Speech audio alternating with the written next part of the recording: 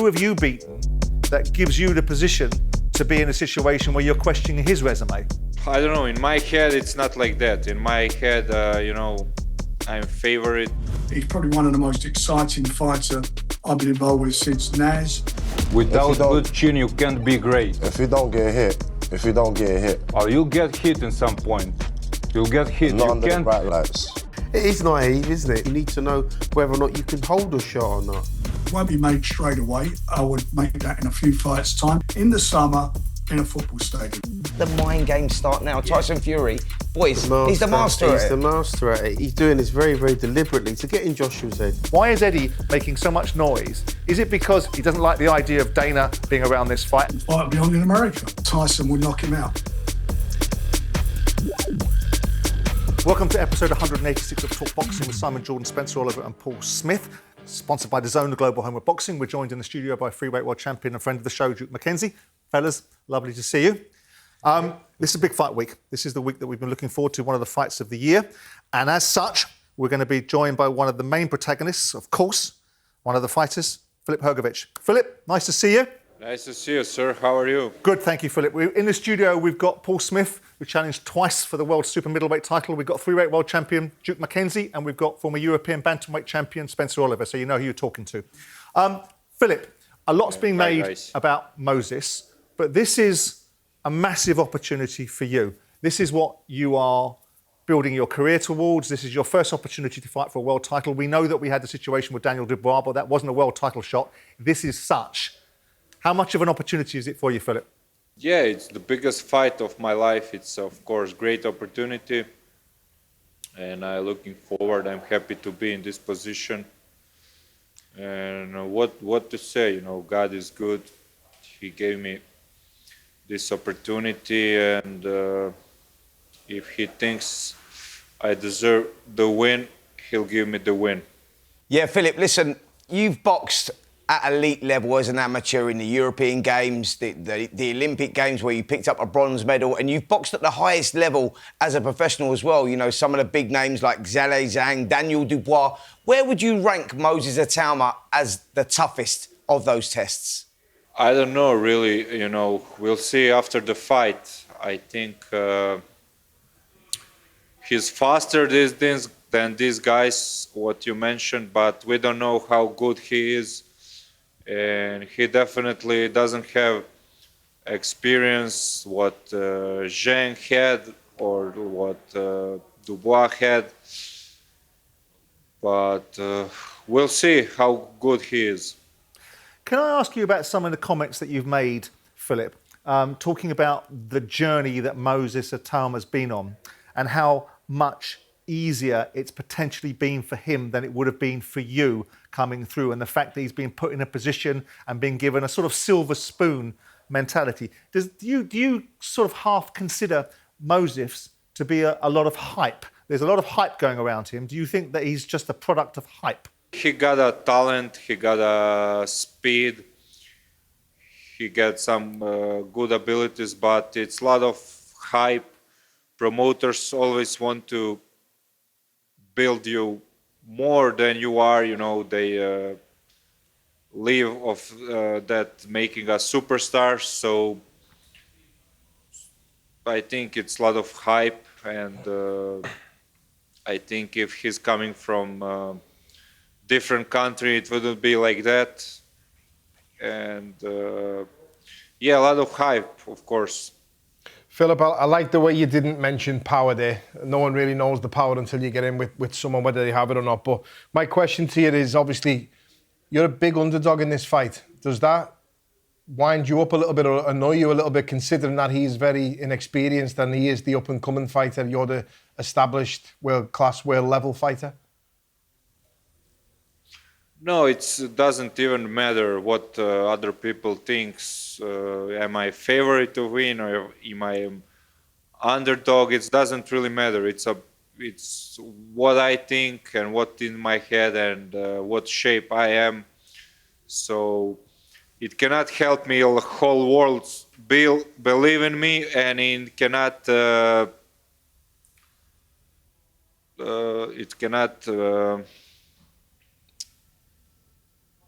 You don't win or cannot lose by other hurt people's me opinions. if, Is what you're saying. everyone, yeah, it cannot hurt me if everyone disbelieve in myself. So, But what about? Can I ask you about the narrative? Really, and, I mean, Filip, the bookies are whatever they are. The bookies are tipping you or tipping Moses to be 5-1 favourite, and the narrative that's underpinning this fight is that you're being brought in to get bashed up by Moses Itauma to make him look good. And to give him credibility because his resume has a debate behind who he's actually fought. When you hear that presented to you, how does that make you feel with that narrative being the underpinning narrative that is about your position in this fight? I don't know. In my head, it's not like that. In my head, I'm favorite. I'm better. I come here to win, and I'm in great shape, and I'm here for win, so I don't care about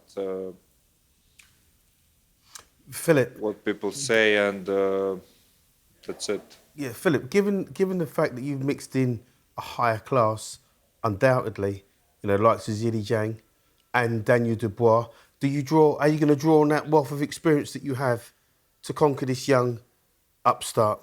Because obviously he starts as a firm favourite, and I've been in world title fights myself. I know what it is to be the underdog, and you draw on that sort of experience that you've had in the build-up, in the fights you've had previous to this. Will you draw on that experience? Yeah, I have much more experience. I've been in much tougher fights, and I've been through a lot in my career as an amateur and as a professional. So I think it's, of course, big advantage for myself. I listened to some of the things that you were saying I thought what Moses said to you, Filip, was naive and rather silly when he talked about the chin comment. I thought you were absolutely right when he talked about the fact that you don't need a good chin. Because I think we all know, even those that haven't stepped in the ring, has the courage that you have, know that you're going to take a shot. The higher that you go up the levels, the more likely you are to take a shot. So I thought that was naive. But I also wanted to challenge you on some of the observations that you've made about his resume. Because when I look at your CV, with due respect, who have you beaten that gives you the position to be in a situation where you're questioning his resume? Look, I beaten Zhang. He had like 300 amateur fights. He's Olympic silver medalist. I beat him few months after my father passed away. And I was beating Daniel Dubois. I was sick before the fight and injured, and I lost energy at some point, but because of sickness. But I was beating him, and he's two-time world champion. And all my WSB fights, all my amateur fights, and I think I have a much more better resume. I wanted to ask you about the most recent fights you had in preparation for Moses Itauma. You fought a bunch of Brits. You fought a declining Joe Joyce, with all respect to him. You fought David Adelaide, that you dominated, but he gave you a little bit of trouble. And then you fought Dave Allen. Are these really preparation for you to fight a fighter that you have your own view on, but is being billed very highly for a world title? Are these the ideal preparation for you to go in and beat a Moses Itauma? I don't know. We'll see. So it doesn't matter who I fought last Who you fight next. I'm in boxing for 20 years, and I fought all different styles, a lot of good guys. So it's not only about these 3 fights, but whole my career. Last 2 questions, Filip, and thank you for coming on. We appreciate it. What kind of atmosphere do you expect to walk into on Saturday? And does that not in the slightest bother you that you might be going in against a partisan crowd? And secondly, there's a perception that if this fight were to be won by you, it might be that you drag him into deep waters later in the fight. There's a perspective that maybe if he lights you up early, he can get you out there early. But if you're going to win this fight, it might be later on in the fight. How do you see, A, the auditorium and your experience of a partisan crowd having any effect upon you? And B, how do you win this fight? I know you're not going to give me the game plan, but to some extent, what have you got to do to beat Moses Itauma?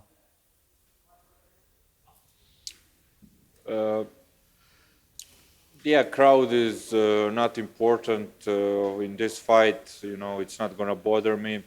And how I'll beat this guy, you know, to be honest, I don't know. We'll see how fights will open.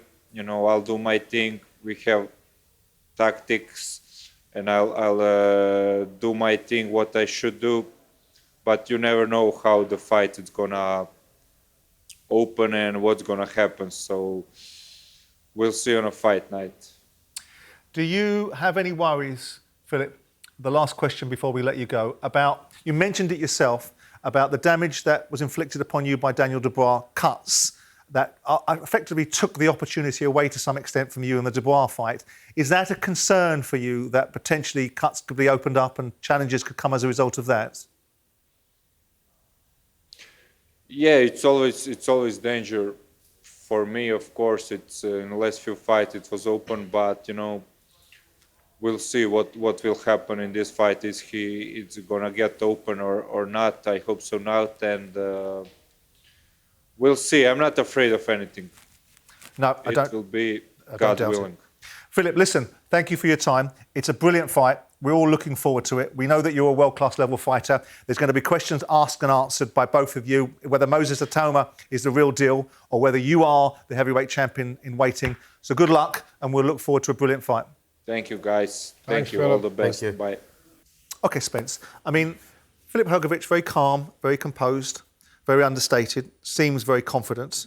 This has all the markings of a great fight. Obviously, there's so many questions to be asked and answered about both of them.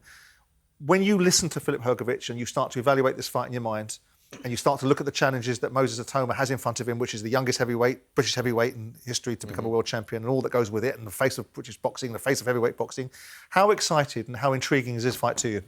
I like what I saw there, like what I heard there from from Filip Hrgovic. You know, I think that he was cool, calm, collected. He wasn't giving too much away, but what he was saying is that he recognises that he knows he's going to be in a fight. He knows he's got a young kid that they're talking about potentially being the next best heavyweight on the planet. He understands all that, and he knows the dangers within the cuts and everything. But what I liked about it, what he said there, was when he was talking about, you know, tactically, what was he going to do? Yeah, we've got a game plan, but I recognise I might have to adjust and adapt. And he can do that. You know, you can't go and win an Olympic bronze medal without adjusting, without adapting. Yeah. And one thing we do know about him that we don't know about Moses Itauma is that he's good at getting down in the trenches. He can tough it out. He can bite down in his gum shield. He doesn't get fazed when things are not going his way. We saw it with Zhilei Zhang, Daniel Dubois.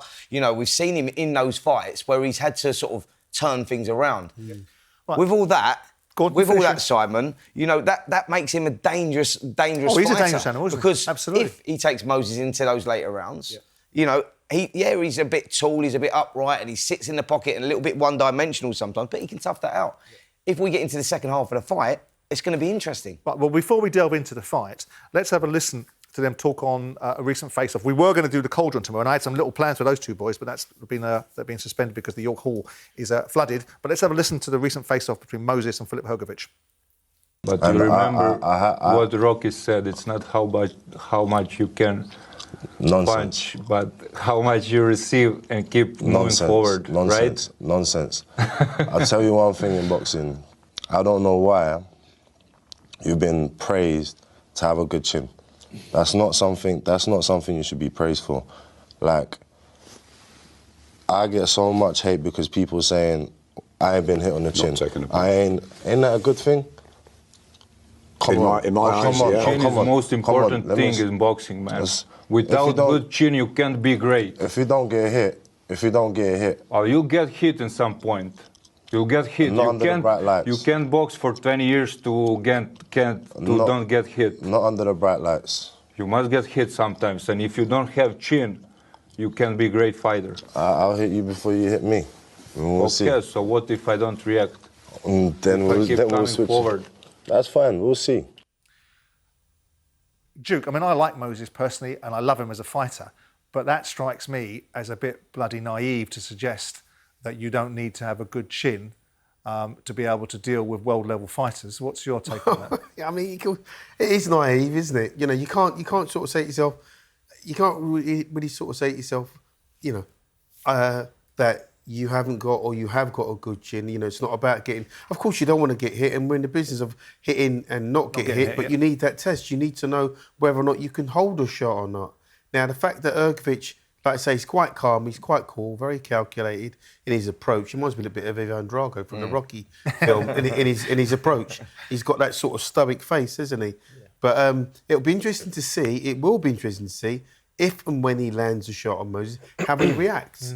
And obviously we're going to have to find out just how effective Hrgovic will be against the other stance, the southpaw stance from Moses Itauma, because that could prove to be a decisive factor. But to be fair, Duke, I think that he would have faced that a lot in the amateurs, like the southpaw stance. I know amateurs is different to the professional ranks, but Filip Hrgovic, you know, he's that guy that he will recognise Moses Itauma. He's quick. He's he's got that amateur sort of style where he's very fast in and out. And has he fought anyone like him, Spence? Say again? Has Hrgovic, despite his experience, and I am right to question his resume because he did huff and puff and was lucky to get the win against Zhilei Zhang, and many people think Zhilei Zhang won that fight.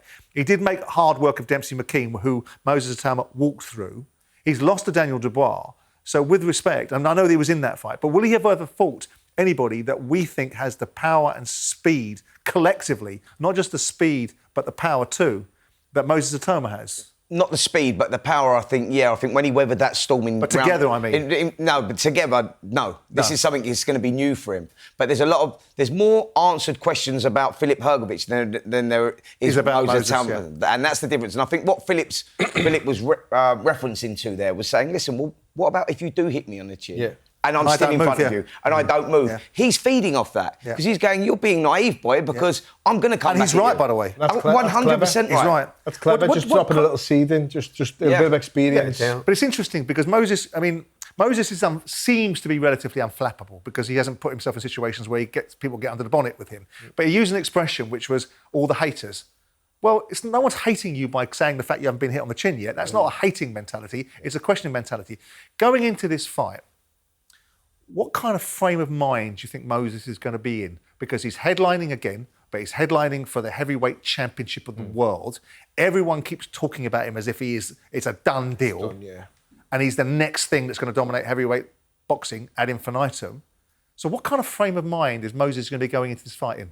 Obviously, I can only speculate on what I'm seeing. I think I can read people pretty well, but what I'm seeing with him is I think he'll be taking every bit of it in his stride because he hasn't lost yet. He hasn't really been caught yet, as he keeps saying himself. You know, I haven't been hit on the chin yet. So he'll have that super confidence, that aura of invincibility about him, what a young Mike Tyson had. And again, we're always going to compare him with Tyson because of the age thing. That's it, relatively, and maybe the power and the manner in which he fights. Maybe the power and speed as well. And I like the way Hrgovic actually said then. He mentioned he has speed, he has this. He never mentioned the power. And I think that's obviously because you don't know until you really get in there with someone whether they have that power or not. But the power is obviously there to see. But the speed, listen, speed kills. Speed knocks you out as well. The speed will be a factor on the night. But that invincibility, what he seems to have, and that little bit of a swagger and that aura, I don't think it's manufactured or confected. I don't think it's fake. Really there. I think it's really there. I think until he gets hit on the chin, and I just want to add to that, by the way, I don't know many people who hate on Moses Itauma. There's so much praise for him in the trade from his peers and people like us on the punditry side.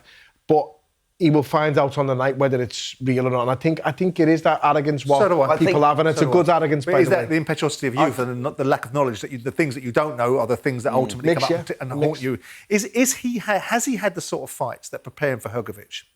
Because going against Franklin, the terminology that was used with Franklin, I used it at the top of the show, was durable, which means it ultimately he's there to be hit. Right? He's gone in and knocked everybody out. Bannigan was a fight that he just went in and knocked the fellow out. And with respect to Dillian, who was a great fighter and reached world level, he wasn't the same version of himself. So when you look at Hrgovic now, a fight that he called for, right, which has now been elevated into a world title shot, has he had the preparation in the fights that he's had to face a Hrgovic? Do you know what? You make a very valid point there and a great point because, you know, inexperience, you can't buy that. If you look at people that have boxed before boxing for a world title and the amount of rounds that they've done, you know, Mike Tyson done 74 rounds before he boxed for the world title. Muhammad Ali done 101 rounds before he boxed for the world title. Moses Itauma has done 31 rounds before boxing. So inexperience is there. 8 of his fights have come inside the first round. 2 of them have come inside the second round. So the rounds are not under his belt. And it will be interesting because Filip Hrgovic is that guy. Is that guy that can take him into deep water. It'd be interesting to see how Moses Itauma deals with fight week because there is a lot of pressure on his shoulders. There is no haters out there, by the way. Everyone's talking about him being the next guy, the next king. So I don't know where that negativity's come from, but it'll be interesting to see how he deals with that because both of you guys will know this. Fight week, pressure of fight week, there's a lot on your shoulders. When you're boxing for the world heavyweight title and you've got stats that I've just read out there, 31 rounds under your belt, that is a whole new lot of pressure. Filip's been there. He's got that pressure. He's dealt with that pressure. He's done it with the likes of Daniel Dubois. He's been in there, you know, in the bigger fights. He's got the better resume of the two. Whether he's won or lost those fights, he's dealt with that build-up, that pressure. It's going to be interesting to see. Do you not think it might be, again, it's a great word Simon uses a lot, a bit of confected and manufactured by the team, siege mentality, they're against us, just to create that bit of togetherness in camp. You've got haters. Like, so again, as I said, I don't see anyone hating on him. I think he's absolutely brilliant. I'm a massive fan of him. I think he's going to go all the way. And this, as I said from the very beginning, this is a great fight. This is a big test. And it's one that he can be really proud of if he takes this. And it's a calculated gamble by the team. But to create that bit of, you know, us against the world mentality, you will get every now and then dropping in. We'll put a pin in it and we'll come back to it in a second because I'll tell you who's a big fan of Moses Itauma is promoter Frank Warren, who joins us. Frank, mate, nice to see you. How are you? I'm good, Simon. You yourself? All well, Frank. All well. Duke's here, Paul's here, and Spencer's here. Hiya, Duke. Hi, Spence. How are you, mate? Frank. Only one place to start.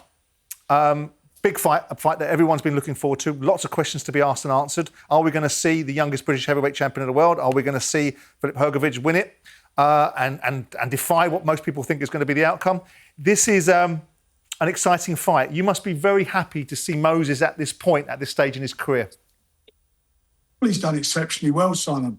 But, you know, we made the fight before even it became a world title fight. It was made under the fact that Usyk vacated the belt rather than do his mandatories. We jumped on that opportunity. So now, as we all know, it's for the IBF belt. It's a tough fight. It was a tough fight when we made it for him. He's in with a very experienced performer. You know, as the boys said, he's done 31 rounds. I think he's done 6 rounds in over a year against Franklin and White. But look, I want him to get rid of guys. You know, he gets in there, and it's the old adage, you don't get paid for overtime, you do your work and get out quick. He's at this stage of his career, 21 years of age, he's probably one of the most, if not the most exciting fighter I've been involved with since Naz. He's everything he does, the speed he's got, the boxing brain he's got, the defence he's got has been phenomenal. But this is a big test for him. This is the real deal he's in with, and a guy who fancies the fight. So we're going to find out. You know, I'm hoping and I believe that he will have the skills. I believe he'll have the pace, the speed, and that for me is very important. This fight is the speed. As Paul said, I agree with him on that. It's about doing your work, not just doing your work, get out and then jump back on him. And he's very good at that. If you look how he goes about his fights, very rarely does he, you know, land his shots, then walk on and smother. He does his work and jump and comes out again. He's a very smart operator, and I just feel that for him, I believe this could be the fight that's going to send him on the road to massive glory. Well, that's an interesting set of observations, Frank. And I think it's uncontroversial to say that you, when you manage fighters' careers, you matchmake in a way that really gives people an opportunity to build out from what their talent base gives them. But there is a question in my mind about the timing of this fight. Is this the right time for Moses? Is this a planned perspective? Or is it just simply his talent puts him in a situation where it was inevitable, 14 fights in, without really big names on his resume and without the test that Hrgovic will provide for him, is the right time for him either which way? Well, we made the fight to get some rounds in the first place, you know, to get experience. That's why the fight was made. It's sent subsequently now for the world title. But timing's about the most perfect punch. The most perfect punch is timing. The most perfect matchmaking is timing. So I've got hope that me and the team have got this right, and I think I hope we have. You know, whatever happens now, it's going to happen. It's all in Moses' hands. What he does, He's a very confident, very mature 21-year-old, probably one of the most mature young sportsmen I've ever met. Very mature, knows what he wants, knows where he wants to go. And he feels that, I mean, he asked for this fight as well. He's driven me mad for this fight. I know, yeah. But a lot of fighters do that. And a lot of the times I'll say, you know, I say, yeah, don't worry, we'll sort it, knowing very well I'm going to leave it a little while longer. Like Ricky Hatton, when he wanted to fight Costa Tszyu, it was driving me around the bend, but I just didn't feel it was the right time. And eventually when we made it, you know, I felt we got it right.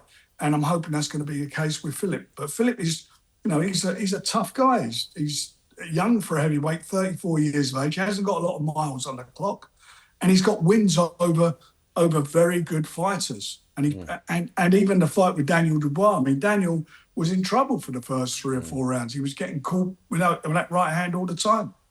Yeah, Frank, you mentioned Daniel Dubois there. He's going over old ground with Fabio Wardley, rumoured to be October the 15th, that fight.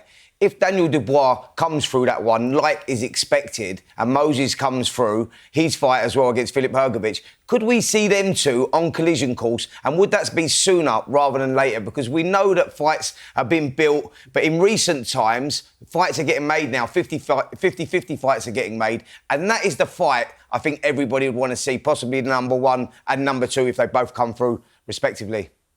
I hear that and hear what you're saying, but it won't be made straight away. I would make that in a few fights' time, provided they both come through, because they will.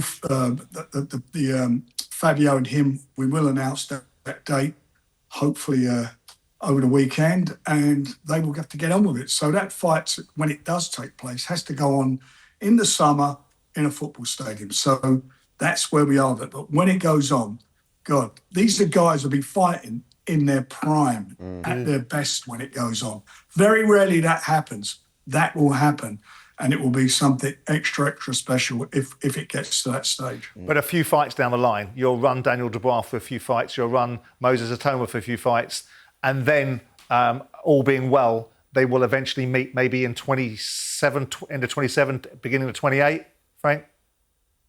Yeah, I mean, that's the objective. I mean, at the moment, we've got three of the belts our fighters are fighting for. 2 of them hold the belts, hold 2 of the belts, and this will be the 3rd. And then we'll start making obviously making the unification bouts. That's where we're at. It's, you know, we are making it happen. We, Queensbury, nobody else, we're doing this and have been doing it for the last, God knows how many, the last 20 months or so. Very good. Frank, quick change of subject before we let you go. I can't let you go without talking about Fury and Anthony Joshua. My mate, Eddie Hearn, was on the other day having a conversation on talkSPORT. Have a listen to what he has to say and then come off the back of that. We've sent the addendum to Seller. And this was a couple of days ago. We haven't had anything back yet, but we understand it might be forthcoming. We're running out of time to continue these negotiations. We don't need time if they just honour the contract. Yeah. Because they could just tell us the date it's on. We can't pull out of a fight. The only thing that can happen is they breach a contract. We can't pull out. We're not pulling out. We're in. Yeah. So it's really frustrating because you say, oh, Joshua's pulling out of a fight. No one's pulling out of a fight. We can't. Yeah. We've signed. We can't breach the contract. We'll be sued. So we're ready. What was in the addendum that you can talk about? Basic stuff, all in relation to the fight. You know, the reality is, in fact, by changing the venue to America, Anthony Joshua makes significantly less money than he would have done to fight in where the contract was signed for, in the UK. There's additional media responsibilities that they want. There's additional travel that needs to take care of. I mean, nothing, like no one would read it and go, oh, I can't believe they're asking for that. We're trying to help these guys. They're our partners, they're our friends. And there's been a lot of stuff go on in the last 24, 48 hours, which is diabolical, to be honest with you. But it's the game. But, like I said, they've never done this before. You know, everything they've promised, they've delivered on. Yeah. And I get they want the fight in America, and but that's just not what we agreed. And we don't do business like that. Mm-hmm. We don't breach contracts. When we tell you we're going to do something, we do it. Mm-hmm. And that's what they've always done. So we hope that's where we're going to get to. What do you take out of that, Frank? The fight will be on in America. That's what I take away what's from going to happen. That's what's going to happen. You know, Tyson's actually in America now, training. He's flown out there. He flew out there a couple of days ago, so he's training in America. I think the fight going in America, and getting some seats for flight seats and the additional money which is in Eddie's contract with him. I'm sure it'll get sorted out, and it will get sorted out. If it don't, it's like I was telling Jim on your show months ago. We'll see. There's no magic answers. There was, I've not gone through all this publicly. There were contractual issues that had to be sorted out, and hopefully that's all going to get done. It's going to have to get done fairly quickly. I believe it will get done, and that's it. Netflix want the fight in America. I don't know what they've got amount of subscribers they've got. I think they've got around, I'm not sure, there's something around 8 million subscribers maybe in the UK. America, they got 250,000. They got 330 million subscribers, and I think they expect. And I think in America it's 250,000 Americans. I mean, so that's, for them, that's where they're at, and they want to put it on if it is on the Friday night. So that's it. And should it be at Wembley? Yeah, we all love it at Wembley. We've gone through all this, but it should have Ali and Foreman. 2 American fighters fought in America for one of the great fights instead of going to Zaire for an iconic fight. And now people call it an iconic venue. Should have. The thriller in Manila, Ali's 3rd fight with Frazier, again, 2 American fighters. What they doing in the Philippines? It went there. You think about Joe Bugner and Ali. That was in Kuala Lumpur. Ali v. Dunn. That was in Germany. It happens. They're sportsmen. Why did David Beckham stop playing football and go off to Spain? Because that's where his money was. I absolutely.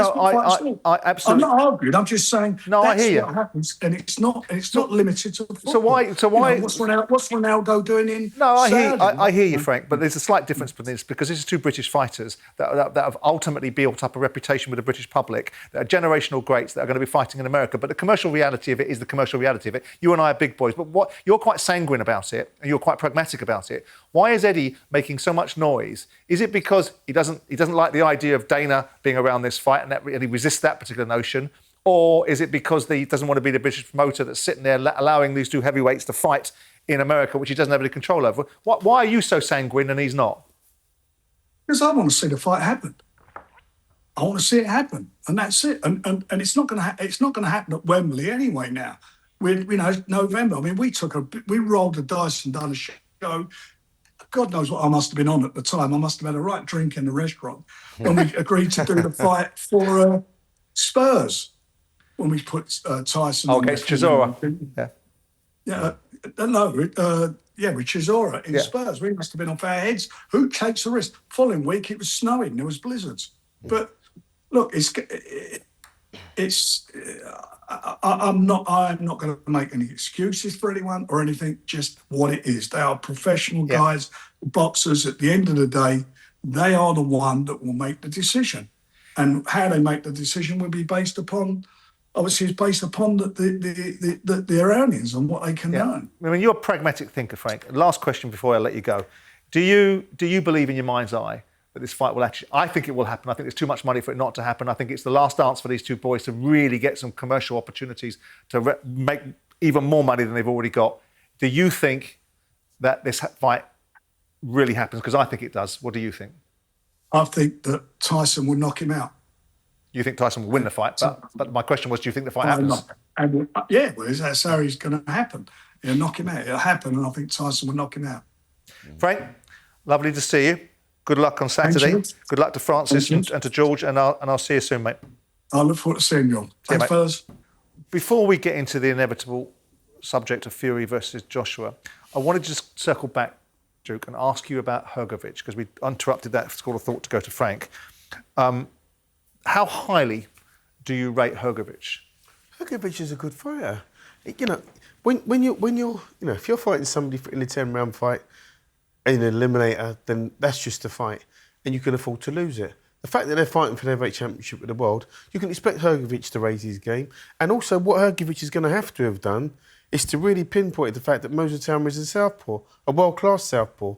And once you figure that in, then you know he's going to be prepped for the fight. I mean, whether or not he can actually get out of the way of the southpaw jabs and the hooks, and the other shots from Moses Itauma, we're going to find out. But we know he takes a damn good shot. So this fight for a heavyweight world championship really is as good as it gets. Do we take anything from the form of Hrgovic? I mean, he goes in against Dave Allen, and we saw levels. And with respect to Dave, we like him, but that's was a test for Hrgovic. David Adelaide, at certain parts of the fight, believed in himself for a very brief period of time, but was dominated by Hrgovic.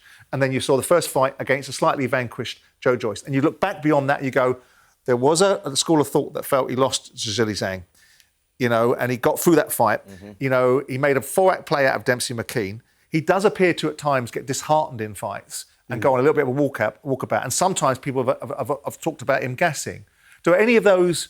Am I making any sense of any of those observations? Do they play into the overriding narrative of what Hrgovic really is, rather than us going, world-class heavyweight, this real challenge for Moses Itauma? No, it's all of the points you've made are all valid. Because, like I say, sometimes he does go on a little walkabout mentally, he switches off. But, you know, like I say, he's a stayer, if nothing else. He stays in these fights, doesn't quit, you know, doesn't sort of like go down. And we saw that when he boxed Dubois. And he was having his way with Dubois for a little while, until Dubois decided to just turned it around. It's a good fight. And like I say, this will give you the answers we need from Moses Itauma. If Moses Itauma still goes out and wipes the floor with this guy, then he's supposed to. Yep. I think one thing you can't argue with Filip Hrgovic is that, yes, he is a world-class operator. He is an elite heavyweight of this modern Never been era. knocked down. He's got experience, physical advantages. We know that he can tough it out. So he does tick all the boxes. Right. So it is a great opportunity for him as well. And he'll carry that into the ring with him, knowing that Moses hasn't been to these places. Yeah. So there's a lot of knowns about Hrgovic and a lot of unknowns about Moses. And he'll draw strength from that. And also, you know that a top fighter will rise his game to the opponent. Of course. Now, again, all due respect to Dave Allen and David Adelaide, when Hrgovic is in it, he's the big favourite. He should be getting them fellas out today. Yep. David Adelaide is a decent fighter, and he had a good go as well. And David Adelaide is still on the upward trajectory, but this is a different level altogether, so you'll see a different version, an even better version. In my opinion, we should see the best version of Filip Hrgovic. We are 3 days from the fight, 4 days from the fight. It'll no doubt we'll be speaking during the course of the week, but as a position holder, I'm picking Moses Itauma to win this fight, and I'm picking him to light up Hrgovic early, get him out early. Where are you guys on A, who wins the fight, and B, how they win it? Spence, you want to start? Yeah, I think that Moses Itauma wins the fight, but I think he actually answers a few questions in the process as well. I don't think it happens early. Gets dragged into it. I think he gets dragged into it a little bit, and I possibly see him winning the fight late on in cuts, probably around 7, 8, 9, around that sort of area, maybe even later than that. But I think the facial damage from Filip Hrgovic will be the undoing. I don't think he'll find himself on the seat of his pants or on his back. I think he's too tough for that. I think he's too good for that. And I think that we get more answers from Moses Itauma, but good ones. I think he comes through. I think Itauma wins. Maybe not before he gets 1 or 2 scares. I mean, what if he gets cut? Yeah. Well, you know, that could happen, couldn't it? But the overriding sort of consensus, I think, between the three of us is that Moses Itauma wins, and we all want him to win, don't we? Let's get it right. You know, we want to go out there and look good doing it, you know? But it's a good fight. Much? I can see him being very tentative and careful early on, Itauma. I can see it. Having a look. Having a look. And, you know, you're in there with a quality operator as well. And he's been in with quality operators in the gym, I would imagine, as well. But I don't see the need to rush out. Listen, I can see exactly what you're saying. You can catch him early. I can see exactly what... My first initial thought was 5 to 7 middle rounds, but I think he's going to have a little look at him, and I think he'll play it safe, and I think he had a look at Franklin, didn't he? He had a little look at Franklin, and then thought to himself, no, I'm going to go through him. Exactly, I can put my foot down here. Sometimes that can be an undoing when you've got someone like Hrgovic who can... He's got an unbelievable jab, Hrgovic. If he establishes that jab, he switches well to the body, and that's the fight that Moses doesn't really want to get drawn into. The one thing with the jab, though, it's so hard to dominate with a jab against the southpaw. Yeah. And it's so hard to do, and I think he will struggle with that, Hrgovic, trying to establish his own jab against Itauma being But southpaw. all things being equal, before we move on to the inevitable subject of Fury Joshua, this is a fascinating fight. Not just because we say it is, but because there's so many questions that are going to be asked and answered. Because despite Moses using ridiculous phrases like people hating upon him, it will be fascinating to see if Hrgovic is able to land one on him, what the reaction is going to be. Well, I think that's why I think that's what will happen, and I think we'll get the answers, and there'll be positive ones, because I do think that Moses is that good. He would have been tested in the gym. every heavyweight that you speak to, by the way, and that's all these elite heavyweights of this era that have sparred with Moses Itauma, say the same thing. Yeah. This kid is unbelievable. He can fight. He can tough it out. He's taken a shot in the gym. That's why we're the way we are.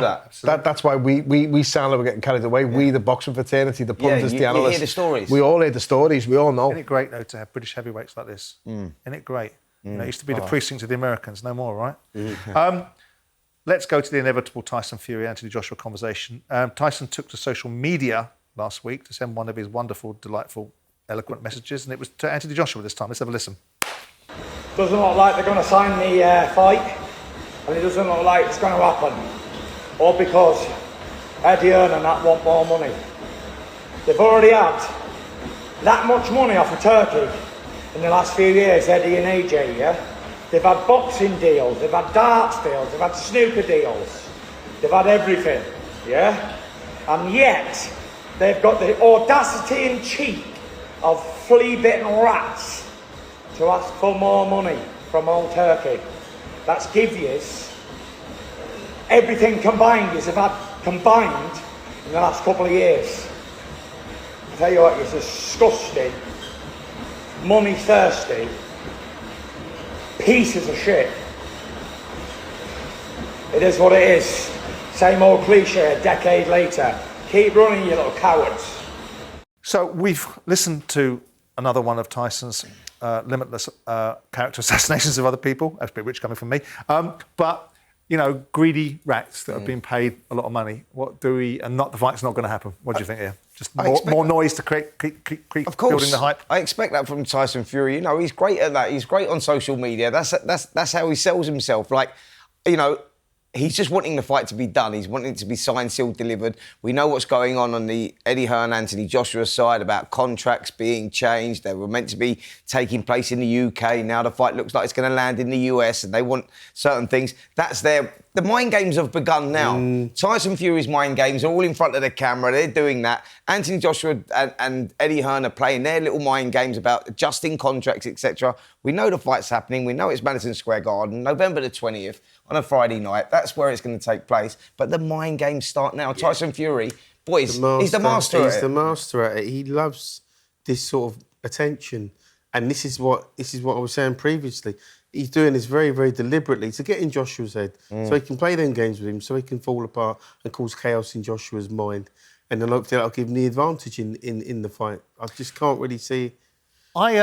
Nuts. Do you see any advantage for either fighter in the opportunity? Look, I think we all know, right? Despite our protestations, and we can all wishing something doesn't make it so, it's going to happen in America. Frank, you just heard what Frank said, right? Yeah. He's been grown up about it, right? Is there a material advantage to one fighter or the other? Because you're going to have a different audience. You're going to have a lot of Brits go over there, and it's at Madison Square Garden. What's it, 20,000 people at MSG? Right? Rather than 90,000 people at Wembley. Can you see any advantage to either one of the fighters? Because I think that the crowd might have been slightly with Anthony Joshua in this country. I think that Anthony Joshua's got to deal with the mental demons. We know that Anthony Joshua's one of those guys. He lost to Andy Ruiz Jr. out there in 2019. His first defeat. It's taking place out there again. You know, Anthony Joshua has to deal with those demons going in there as well. So the advantage would probably be with Tyson Fury, really, who wants to box out in the States. He wants to be back there. He's now back over there. He wasn't allowed in the country for a while. Now he's back in the country. He's training over there at the moment. So yeah, the advantages probably go with him. But I suppose the question is, you know, that the terms and the conditions, Simon, are, you know, for the fight to take place in the UK. Yep. How difficult can that be to change? Is that a simple thing? I mean, well, because that's what's holding this fight up right now. Paul, I mean, we've seen fights that are of this size that are difficult to make, and the circumstances that go with this fight are what they are.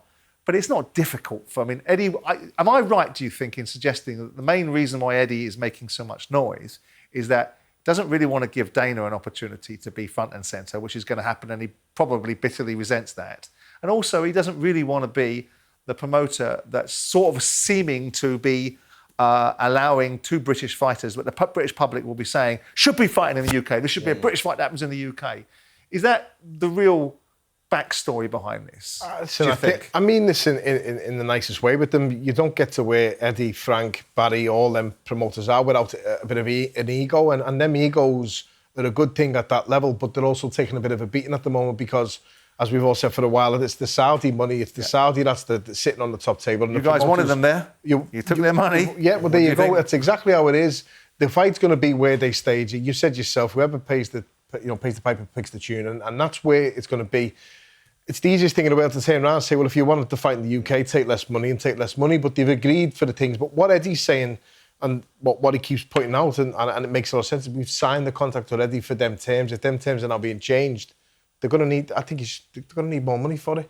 That's how it works, unfortunately, isn't it? If you want the fight to be there, we agreed it to be there, but we'll have it there, but it's got to be for more money. I find that curious. Do our things right. I mean, I'm not going to debate whether Eddie's right or wrong because he'll tell us what he wants us to tell us. But it feels strange to me when we've been told historically that Anthony Joshua negotiated his deal with Turki Al-Sheikh, Tyson Fury negotiated his deal, and then the promoters came into the middle of it because they have contractual rights over those two fighters in the same way that Anthony Joshua doesn't have to be obliged to fight on the broadcaster that Eddie tells him to because it's contracted to DAZN, or Frank, they can fight where they want, which is why they're on Netflix. So it all seems a bit strange to me, but we can debate that because Eddie will tell us what he thinks best advances his position. Are we all of the mindset? Because I am, for what my opinion is worth, is believe that this fight will happen because there's too much money riding on this, too much opportunity. I, despite all the background noise, which is creating all the intrigue and a bit more story when there's nothing going on, are we all in the knowledge that we'll see this fight and we'll see it this year? Yeah, absolutely. I think that if the money that's on the table here, these boys are not walking away. That is a fact. You know, whether you're trying to squeeze a little bit more money, how much money do you need? This is a phenomenal amount of money, and deservedly so, because the guys have carried the heavyweight division for the last 10 years. And let's see the fight, whether they're past their best, not past their best. It's a fight that everyone wants to see. Let's see the fight and just get it on. You know, it doesn't matter if it's in New York, it doesn't matter if it's in London. Of course, it's going to be disappointing we don't get it here, but it's not the be-all and end-all. Not the end of the world. And it should have happened 10 years ago, and we're fed up to the back teeth with it, Simon, aren't we? Just want it done. Yeah, absolutely. Absolutely. I tell you what we saw over the weekend, which was a great fight, and a real-world level fight, was Teofimo Lopez versus Romero. We called it. We said Lopez would win this fight. He's now a three-weight world champion, Duke. Something akin with you. You know what that looks like. Fantastic. What did you make of Lopez's victory? I thought he boxed really smart, really intelligent. I think to himself, you know, Rolly's a tough guy, and Roddy can make anybody look bad. You know, he swings shots in, then he waits, and he jumps on you again. He's got a massive right hand, Rolly Romero. You know, I'm not so sure about his stamina. I don't think his stamina is that great because he doesn't fight with any great urgency. But I just think from Lopez's point of view, you know, knowing what he did going into the fight, these guys had sparred before, so they knew what they were both all about. I thought it was quite an intriguing fight. A little bit nick and tuck at times, but, you know, obviously, like, he got the cut. You know, he was hurt once or twice, and he had to show character in that fight, and he had to box smart in that fight, which is what he did, and I think that's what ground him out the victory, ultimately. That's why he's a free-weight world champion, right? Yeah, absolutely. Knowing how to adjust. You've got to be able to adjust without getting destroyed in these kind of fights. Circumstances. We now see, coming up imminently, Ryan Garcia versus Conor Benn. The winner of that fight seems to be on Teofimo Lopez's radar, which makes me feel awfully sad for Jack Catterall because he seems to be getting marginalised again. How good a fight would that be for Teofimo Lopez to take on either Conor Benn or Ryan Garcia? Oh, listen, it would be great. I mean, you're right there talking about Jack Catterall. I think now he's mandated and the fight has to take place before a certain time, but we know what the governing bodies are like, and if there's a bigger fight on the... Jack calls him out and Teofimo Lopez is off talking about fighting Conor or Garcia. Absolutely, and it should be Jack next. That is for sure. Whether it is or not, I mean, that's down to the guys to sort out and see what they can sort out, but Teofimo Lopez against the winner of Conor Benn, Ryan Garcia, is the bigger fight. That is the problem. Monetarily. As you know, it's ultimately a business, and that will be the fight that they want to make next. Thought it was a great win from Teofimo Lopez. To be fair. Rolly Romero was a little bit too one-paced, looking for the big right hand. He caught him, hurt him in the fifth round, but didn't capitalise on it. And Teofimo Lopez grinded it out. I thought it was a great fight. He's absolutely class, and on his day, he's a problem for anyone on his day. It's just whether he's on his day, whether he's... Yeah, but I think Stevens is out there on his own, personally. When you mentioned about the belt and Jack Catterall, I've seen a couple of people talking about Wade and it was only Rolly Romero. The next time that belt is fought for, Jack Catterall has to be in one corner. Yeah. That's the easiest way of looking at it. It's the belt that's mandatory for. I mean, look. I mean, it's the belt that you're mandatory for, not the opponent. It's always the belt. So that's how it should be. But is it? You said the word there, Paul. Should be, but as we know, as we know in modern times, it doesn't always work that way. You've got to feel for Jack, and they'll make it up. They shot. go along. They'll make him an interim champion. They'll make him. But it's a couple of quid there, mate. But it's wrong, though, isn't it? But Jack won't want to do that. But they're the conversations that we have. But it's wrong, though, isn't it? Because not only are we arguing about for Jack's position that he got turned over by the Josh Taylor first decision. Right, we know that. But it isn't just that. He had to have fight after fight. Jorge Linares, Regis Prograis. Eventually, Barboza was one fight too many, and he ends up losing to Barboza. Barboza goes on to lose to Teofimo Lopez, and the opportunity's lost. And it feels like this is happening again to Jack. Is this why is that? Is that because he's not as bankable in people's minds, or is it because he presents a problem that other people don't want to deal with? It is because he's a problem. People don't want to fight him unless they have to fight him because he is a problem. He's a problem to beat. He's a southpaw. He's slick. He gets into a rhythm.